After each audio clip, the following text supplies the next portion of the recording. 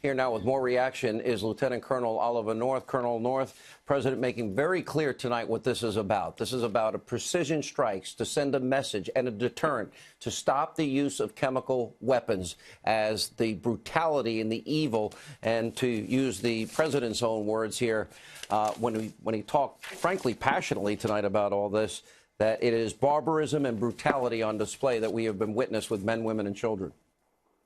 Sean, last night on your show, I laid out the target list. And it looks like I guessed right. I certainly haven't talked to anybody in the administration, but I said if there's going to be an attack that's going to deter the further use of chemical weapons by the Syrians, it had to be something more than a one-off like last April. And it clearly looks like that's what the case is going to be in this.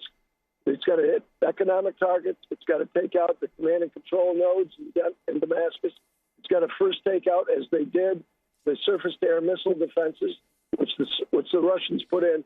And just further to the comment that Ed just made, look, when Ronald Reagan, 32 years ago, did the same thing to Muammar Gaddafi with strikes out of Great Britain and off the Navy carriers, he didn't go to Congress and beg for permission. He just did it, and then went to Congress and said, here's why I did it.